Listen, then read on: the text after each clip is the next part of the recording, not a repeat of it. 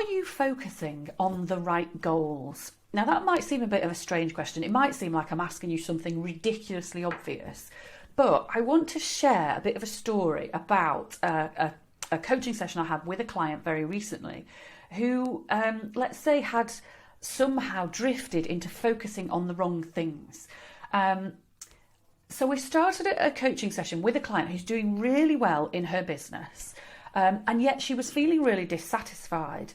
And the subject of her dissatisfaction was the growth of the business.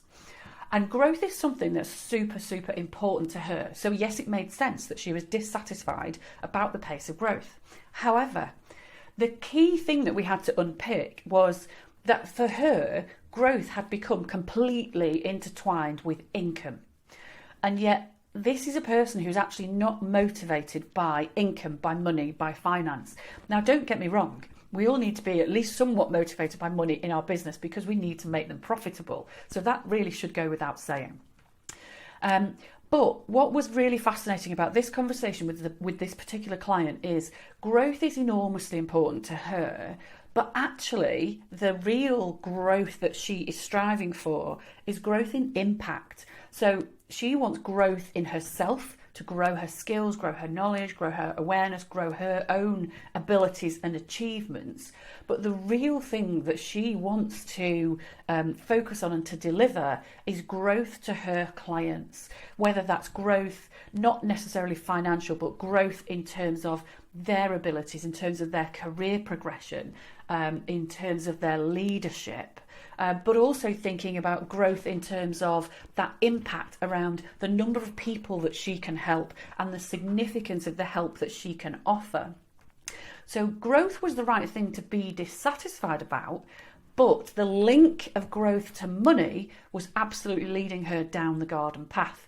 Now, there's an irony in that I would say dissatisfaction in your business can actually be a really positive thing. That might seem a strange thing to say. However, dissatisfaction is generally something that you need to feel in order to make a change. So it's quite good to foster a little bit of dissatisfaction. Otherwise, you just get a little bit comfortable and a little bit complacent. But my question to you is, when you feel dissatisfied about your business, the natural instinct is to almost choose an easy target, and income and finance is very often the easiest target. But it's rare that that's actually the root cause of your dissatisfaction.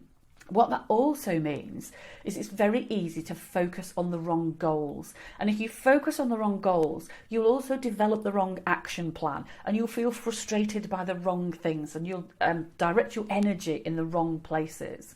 So my challenge to you this week is for you to perhaps take that little step back and think really clearly about what is super important to you and your business. Yes, money's important. It has to be. You've got to make a profit to develop a successful business. But what are the things that you want to sit back and look at in years to come? What's important to you in terms of legacy and in terms of genuine achievements? Because these are the things that should be underpinning your action plan. And these are the things actually that will really light a fire in your belly, particularly on the days where business feels a little bit tough. So that's my question to you today. Are you super clear on the impact that you want to have in your business, on the legacy that you want to create, and therefore on the things that you really want to focus on and really want to invest your energy in? I hope that's given you a little bit of food for thought today. Now, I know goals in business is a really interesting topic for a lot of people because I know many people struggle to go beyond financial goals. Those are obvious, they're clear, they're numeric, so they're really measurable. But when it comes to those internal goals and the things that actually are massively important to you, sometimes these things are actually much harder to unearth and to identify and then to actually translate into part of your business plan. So if you would like some more help to clarify your goals and get super clear on your action plan, then why not drop me a message and let's have a conversation about how I can help you to get super clear on your true goals and then help you create the action plan that's going to get you there.